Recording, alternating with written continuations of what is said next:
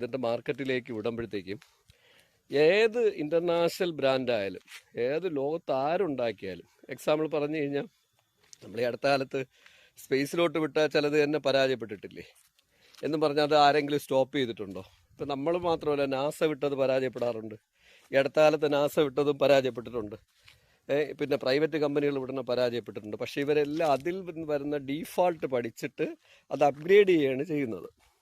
ഇപ്പം ഞാൻ അതാണ് പ്രേക്ഷകരടുത്ത് പറയുന്നത്. അതായത് നമ്മളൊരു ഫ്ലൈറ്റ് ഉണ്ടാക്കി, ഫ്ലൈറ്റ് ക്രാഷ് ആവുന്നു, അത് ക്രാഷൊക്കെ ആവും, അതൊക്കെ സ്വാഭാവികമാണ്. നമ്മളെല്ലാം ആരുണ്ടാക്കിയാലും ക്രാഷ് ആവും, ചിലപ്പോൾ അതിൽ കംപ്ലൈൻറ്റ് വരും, ഇത് കംപ്ലൈൻറ്റ് വരും. അത് എങ്ങനെയാണ് ഞാൻ നിങ്ങളുടെ അടുത്ത് പറയണമെന്ന് പറഞ്ഞാൽ, ഞാൻ ഈ ഫേസർ വാഹനം എടുക്കുമ്പോഴത്തേക്കും, ഈ ഫേസർ വാഹനം അന്ന് വളരെ യമഹയുടെ ഹെവി ലെവലിൽ വന്നിട്ടുള്ള മിഡിൽ 150 cc വന്നിട്ടുള്ള വണ്ടിയാണ്. ഈ വണ്ടികളെക്കുറിച്ചൊക്കെ കുറേ ഡീഫാൾട്ടുകൾ പലരും പറഞ്ഞിട്ടുണ്ട്. ഞാനിത് 15 വർഷമായിട്ട് ഓടിക്കുന്നു, എനിക്ക് പ്രശ്നങ്ങളൊന്നുമില്ല. എന്നാൽ ഇതിനകത്ത് ഉണ്ടോ എന്ന് പറഞ്ഞാൽ സ്റ്റാർട്ടിങ്ങിൽ എല്ലാത്തിലും ഉണ്ടാവും. ആ സ്റ്റാർട്ടിങ് പ്രശ്നം മുതൽ തേജസ് വിമാനമായിട്ട് കമ്പയർ ചെയ്തിട്ട് ഞാൻ എൻ്റെ യൂട്യൂബ് ചാനലിൽ ഒരു ബ്ലോഗ് ചെയ്യുന്നുണ്ട്, നൊബക് പ്രപഞ്ചം ചാനലിൽ.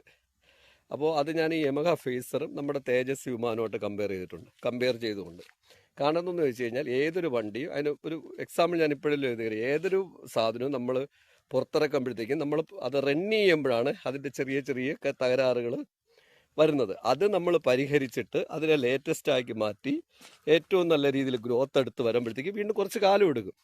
അങ്ങനെ ഗ്രോത്ത് എടുത്ത് മുന്നോട്ട് പോകാനുള്ളതാണ് നമ്മുടെ എല്ലാ കാര്യങ്ങളും. അതാണ് ഈ വണ്ടിയായിട്ട് ഞാൻ താരതമ്യം ചെയ്ത് നിങ്ങളടുത്ത് വീഡിയോയെക്കുറിച്ച് പറയുമെന്ന് പറയുന്നത്. ഇങ്ങനെ പോകേണ്ടതിന് പകരം എന്തെങ്കിലും ഒരു ഇടത്ത് നമ്മുടേതായാലും ആ ലോകത്തുള്ള ആരെങ്കിലും ഒരു വർക്ക് കണ്ടുപിടിച്ച് പരാജയപ്പെട്ട് കഴിഞ്ഞാൽ അതിനെ ഘോഷിക്കണത് കാണാം, അടച്ചാക്ഷേപിക്കണത് കാണാം. നമ്മൾ 4ാം തലമുറയായിട്ട്, 3ാം തലമുറയായിട്ട്, 1ാം തലമുറയായിട്ട്, 6th ജനറേഷൻ ആവട്ടെ, 10th ജനറേഷൻ ആവട്ടെ, ഏത് ജനറേഷനിലേക്ക് നമ്മൾ അപ്ഗ്രേഡ് ചെയ്യപ്പെടാൻ പോണതിന് മുൻപായിട്ട് അതിൻ്റെ അടിസ്ഥാനം കണ്ടുപിടിക്കണ്ടേ? ആ അടിസ്ഥാനം കണ്ടുപിടിച്ചിട്ട് ഒരു വർക്ക് ചെയ്യുമ്പോഴത്തേക്കും അത് പുറത്തിറക്കുമ്പോഴത്തേക്കും ഡീഫാൾട്ട് ഉണ്ടാവും, നമ്മുടേത് മാത്രമല്ല ആരുടേതും. പക്ഷെ അതിനെ ഇപ്പോൾ വളരെ രീതിയിൽ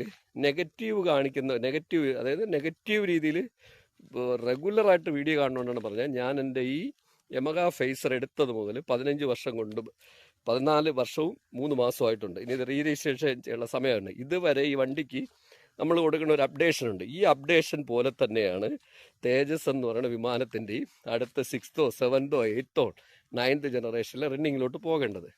അപ്പോൾ അങ്ങനെ